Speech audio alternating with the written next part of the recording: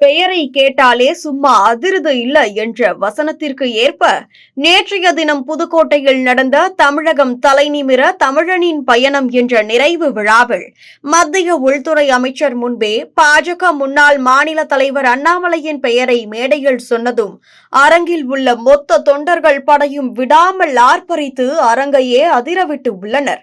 இதை பார்த்த அமித்ஷா அண்ணாமலைக்கு இவ்வளவு ஆதரவு இருக்கிறதா என மீண்டும் ஒரு உயர்ந்த பதவி கொடுக்க இருப்பதாக தகவல் வெளியாகி உள்ளது. அண்ணாமலைஜி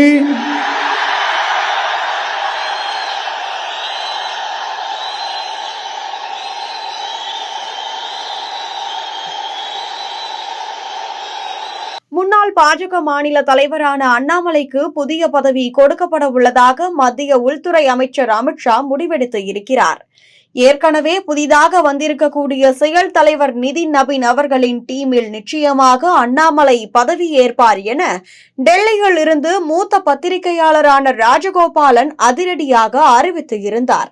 அதாவது தமிழகத்தில் பாஜக தலைவராக அண்ணாமலை பதவியேற்ற பின்புதான் பாஜக பெருமளவில் வளர்ந்தது என்றே சொல்லலாம். அந்த அளவிற்கு பாஜகவை மூலை முடுக்கெல்லாம் கொண்டு சேர்த்தவர் அண்ணாமலை. இதனால் அண்ணாமலைக்கென தனியொரு ரசிகர் பட்டாளமே உருவானது. மேலும் பல இளைஞர்கள் புதிதாக கட்சியில் இணைந்து கொண்டு அண்ணாமலையை தலைவராக ஏற்றுக்கொண்டனர். குறிப்பாக அண்ணாமலை திமுகவையும் அவர்கள் செய்த ஊழல்களையும் வெளிக்கொண்டு வருவதை சிறப்பாக கையாண்டவர் என்றே சொல்லலாம். அதோடு டிஎம்கே ஃபைல்ஸ் என்று திமுகவின் ஊழல்களை வெளிக்கொண்டு வந்து அனைத்து அமைச்சர்களின் கண்களிலும் விரலை விட்டு ஆட்டியவர் அண்ணாமலை. இதனாலேயே அண்ணாமலையின் செயல்பாடுகள் பிடித்து போய் அவருக்கு மக்கள் பெருமளவில் ஆதரவு தெரிவிக்க தொடங்கினர். இந்நிலையில்தான் நேற்றைய தினம் புதுக்கோட்டையில் நடந்த தமிழகம் தலைநிமிர தமிழனின் பயணம் என்ற நிறைவு விழாவில் மத்திய உள்துறை அமைச்சர் அமித்ஷா முன்பே அண்ணாமலையின் பெயரை மேடையில் சொன்னதும் அரங்கமே ஆர்ப்பரித்து அரங்கையே தெரிக்கவிட்டு இருந்தனர்.